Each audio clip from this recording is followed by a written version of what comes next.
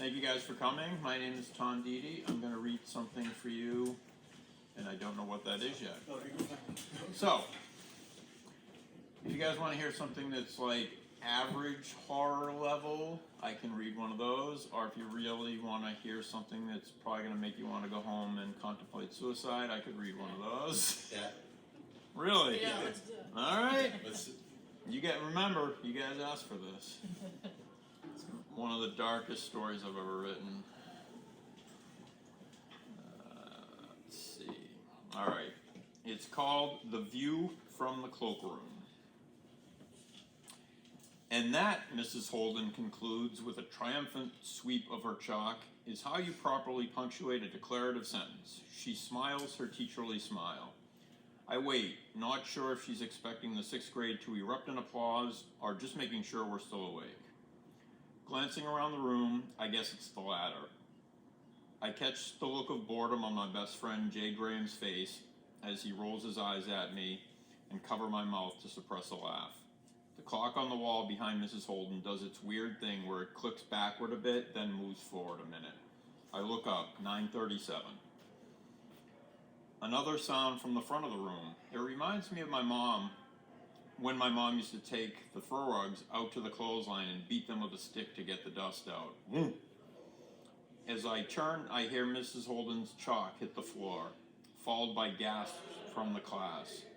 Mrs. Holden is looking at a bright red rose blossoming on her rather hideous yellow dress. Her expression is one of confusion, then fright, then she's down. The classroom is a blur of motion, desks tipping over, kids screaming and running for the door. More of those noises, kids shrieking and crying and blood, so much blood. What is happening? I can't think, I'm only aware of my heartbeat. So fast. I slide out of my seat and lay flat on the floor. Someone steps on me, Sally Wycheck, I think, then stumbles. Another sound joins the cacophony, and this one I know from television, gunshots. Sally gets up, runs a step, then flies sideways into a desk and collapses in a heap on the floor. She's moving, but not the way anyone I've ever seen move before. She's having a fit, I think. Something moves slowly along the floor towards me, originating from somewhere under Sally's body. Blood. I can smell it, metallic and somehow sweet at the same time. With my head on the floor, the viewpoint makes the expanding puddle of blood into something else, something, I don't know. Sally stops moving, and a moment later, the blood stops as well. I'm breathing hard, like I just ran up a flight of stairs. Darkness creeps in at the edges of my vision. I force myself to breathe slower. The classroom has 2 exits, one in either corner of the wall where Mrs. Holden's desk is. They both lead to the same hallway, something I've never understood. I think some kids made it out, but most are piled up in front of the doorways. I recognize Michael Newton from his red pants. Kids picked on him when he wore them, especially Gary Sanderson, but I think the Newtons were poor and Michael wore those pants a lot. I searched the pile of bodies for Gary, but can't remember what he was wearing. The clock does its thing again, but I can't see it from the floor. Gunshots echo strangely in the halls, sometimes close, sometimes not. I push with my hands, sliding on my belly, feet first, toward the side of the room until I bump into a desk. I reposition myself and slip past it, continuing my horizontal journey. My feet hit another obstacle and I know it's not a desk. It's a body. Not a classmate, not a friend, a body. It's how I have to think of them if I'm going to survive. I swallow hard, then push harder, letting my feet follow the contours of it. This would be easier if I flip around so I can see where I'm going, but I can't take my eyes from the front of the class. Back and forth, left to right, right to left, my eyes go in constant motion. I can do this. I move my hands back to give it another push and feel the sticky warmth. Bile rises in my throat, an acidic burning that tastes vaguely like bacon Mom cooked for breakfast. I swallow it back. Puking would be noisy. I wipe my hand on my pants and keep going. Another sound, the shrill ring of the phone that sits on the wall behind Mrs. Holden's desk. I stare as if it might start speaking, telling me what to do. It stops, but I keep going. The blood I put my hand in was Veronica Davenport's. She was one of those teacher's pet kids that always asked questions and reminded Mrs. Holden to collect last night's homework.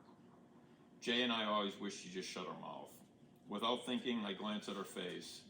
Her mouth is shut, but her eyes are open, just staring at nothing. Dead. She's really dead. I force myself to look away and keep pushing. I know I'm almost there, and that's when panic whispers in my ear. They're gonna get you, just before you reach safety. Another of those high-pitched, almost squeal noises rises from the back of my throat, and then I'm pushing myself backwards faster, recklessly, knowing someone with a gun is gonna step into the room, probably wearing a mask, and shoot me. I'll be dead, and my eyes will be open, just like Veronica's. My feet hit the wall. I turn and see I've miscalculated the door to the cloakroom by a few feet. It's right there. I adjust and half crawl, half scramble into the small room. I'm breathing hard again and crying. I don't know when I started crying, but I can't stop. Can't catch my breath. I tell myself I did it before, and I slow my breathing down. I can't stop the tears, though. I lean back against the wall, still able to see one doorway to the hall. Shots are still going off, and at some point, the school bell started ringing. It's loud, but not loud enough to drown out the shots, all the screams. My breathing is back to normal. I risk a glance around the room. It's empty, save for a few boxes of school supplies, paper, folders, stuff like that. Another box looks like it has decorations for different holidays. Above me, evenly spaced around 3 of the walls, are coat hooks. In the winter, rows of boots would line the floor, and those hooks would be filled with heavy winter jackets. Jackets I could throw on the floor in the corner and hide in. But it's spring, almost summer, no coats. Mrs. Holden always called it the cloakroom. Go hang your jackets and sweaters in the cloakroom, kids. Never the closet or even the coat room. Always the cloakroom. People haven't worn cloaks in like 100 years. Jay and I used to joke. The thought hits me like a wrecking ball. Where is Jay? The voice is back, telling me Jay is out there. Jay's blood is on the floor. Jay is one of the bodies in the pile, and his eyes are open. I press my hands to my mouth to keep from screaming. I want to close my eyes, but I know when I do, that's when they'll come. Mercifully, the bell stops shrieking. Suddenly, the room is quiet. Too quiet. Ominously quiet. The clock does its double tick thing. Another minute has passed, and I'm still alive. I don't look at the clock. Instead, I peer at the pile of bodies still in my line of vision, searching for Jay's jeans and black Bob Seger t-shirt. Jay is always there for me. Where is he? I can't find him. The clothes all look the same. They're all soaked in blood. The color is indistinguishable. Everything has a darkish, reddish, black tint. So many bodies. They're stacked like cordwood, my father would have said. A cold set of fingers wraps around my heart when I realize I may never see my father again. Never hear his voice telling one of his stupid jokes or silly sayings. Another double click. Another minute. A new sound. Police sirens. What took them so long? The gunshots stopped. Is it over? Footsteps in the hallway. I hold my breath. The gunshots begin again. I can't tell how far away they are. Is it the cop shooting? I blink and my gaze lands on a face I recognize. Gabe Lindman. When we were in 3rd grade, he taught me how to melt crayons on the old radiators. Mrs. King hated the smell and would have a fit every time somebody did it. Gabe and I did it a lot, and we never got caught. My eyes find the radiator and I see old stains in different colors. I can't remember anything else about Gabe. More gunshots, closer now. Is it the police? It's almost over. It has to be if the police are here.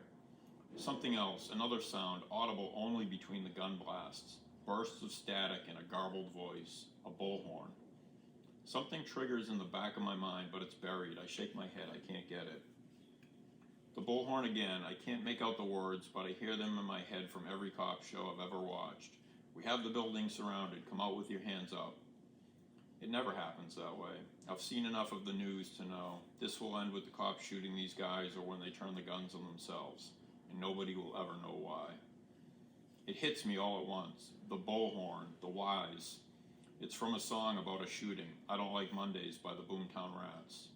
I must be losing it. Why does something like that pop into my head? But there's more, something I'm missing. The shooting stops and I wait, counting in my head. When I reach 60 seconds, the clock double-ticked to let me know I was close.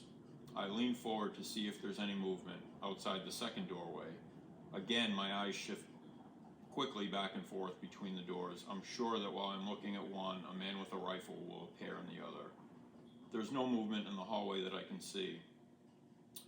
One of the bodies in the other doorway is Donna Jameson. I can only tell because her face is pointing at me, eyes open. Why are their eyes always open? More gunshots, close. I lean back against the wall. Donna sat with us at lunch one day and told us about the song. That's how I know. She said her brother and his friend were obsessed with it. I'm suddenly cold. My hands shake, and the tremors spread to my legs, and now my whole body is trembling. Donna's brother, Clark, is in high school. Jay and I had a run-in with him and his friend, I forget his name, last Halloween.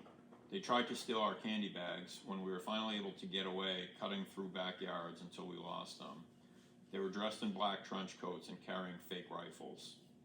No, I whisper. The gunshots are louder, still echoing in the hallway, close. The clock ticks. I shrink back into the corner. Now I can't see either doorway to the hall, but it doesn't matter, because now I hear footsteps. I smell dust and my own fear. Fast breathing again, can't stop it this time. Glass shatters and I hear a muffled whoomp.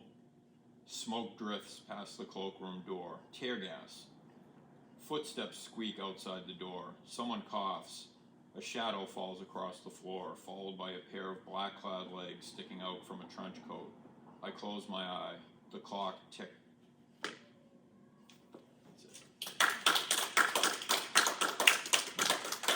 I don't even feel comfortable reading that, so thank you.